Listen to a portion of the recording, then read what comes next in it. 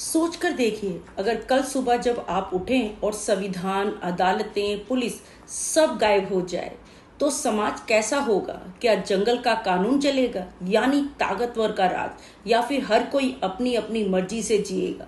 यही एक सवाल हजारों साल पहले भी लोगों के सामने था। उस समय ना संसद थी, ना कोर्ट, ना आधुनिक संस्थाएं, लेकिन एक चीज थी जिसने समाज को, राज्य को दिशा दी और लोगों को जोड़कर रखा, अर्थात धर्म। आज हम यही जानने की कोशिश करेंगे कि प्राचीन काल में धर्म की भूमिका क्या थी और मनुस्मृति और अर्थशास्त्र ने इसे कैसे परिभाषित किया। धर्म शब्द को अक्सर लोग केवल पूजा पाठ से जोड़कर देखते हैं, लेकिन संस्कृत में धर्म का अर्थ है धारण करने वाली शक्ति, यानी जो समाज को बांध कर रखे। धर्म अर्थात नियम, नैतिकता और व्यवस्था का समावेश। अगर केवल कानून हो लेकिन नैतिकता ना हो तो क्या समाज शांति से चल सकता है? संभवतः नहीं। मनुस्मृति धर्म को नैतिक और सामाजिक आचार के रूप में प्रस्तुत करती है, वहीं दूसरी तरफ अर्थशास्त्र धर्म को राजनैतिक और प्रशासनिक आचार व्यवहार के रूप में देखता है। मनुस्मृति में धर्मशास्त्रों को उसका आधार माना गया है। इसमें परिवार, विवाह, उत्तराधिकार, वर्ण व्यवस्था और दंड व्यवस्था सब कुछ धर्म से जुड़ा हुआ है। धर्म से मतलब व्यक्तिगत आचार और सामाजिक नियम का समावेश है। धर्म का उद्देश्य था कि समाज में स्थिरता और संतुलन बनाए रखा जा सके। कहा जाता है कि एक बार एक उच्च वर्ण के व्यक्ति ने अपराध किया। राजा ने सोचा, क्या इसे दंड देना उचित होगा? विद्वानों ने कहा, धर्म सबके लिए समान है, अपराध बड़ा है तो दंड भी उतना ही कठोर होना चाहिए। यानी मनुस्मृति धर्म को न्याय और दंड का आधार मानती है। अच्छा बताइए, क्या आपको लगता है कि बिना नैतिक मूल्यों के केवल कानून से न्याय संभव है? वहीं अर्थशास्त्र में धर्म की संकल्पना एक अलग ही परिप्रेक्ष्य में रखी गई है। कौटिल्य का अर्थशास्त्र मुख्य रूप से राजनीतिक, कूटनीति और शासन पर केंद्रित है, लेकिन इसमें धर्म की भूमिका साफ है। जैसे राजा का धर्म प्रजा की रक्षा करना, न्याय देना और राज्य को स्थिर रखना।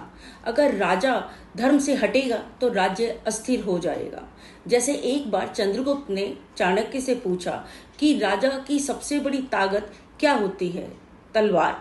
चाणक्य ने उत्तर दिया कि राजा की तलवार तो बिल्कुल भी नहीं, बल्कि प्रजा का विश्वास। यह विश्वास तभी मिलता है जब राजा धर्म का पालन करे।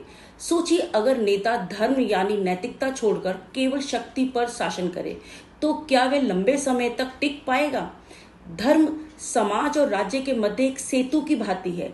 मनुस्मृति के अनुसार धर्म व्यक्ति का सामाजिक और नैतिक जीवन, और कौटिल्य के अनुसार अर्थशास्त्र में धर्म राजनैतिक और प्रशासनिक जीवन।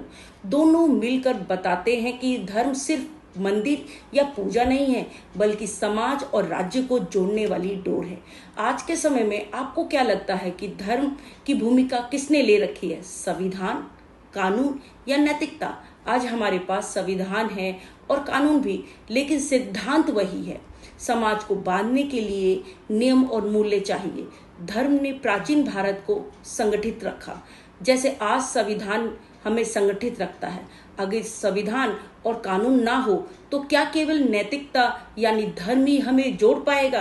तो दोस्तों, प्राचीन भारत में धर्म सिर्फ पूजा पाठ का नाम नहीं था, यह था जीवन और शासन का आधार। मनुस्मृति कहती है कि धर्म समाज की आत्मा है और अर्थशास्त्र कहता है धर्म के बिना राज्य अधूरा।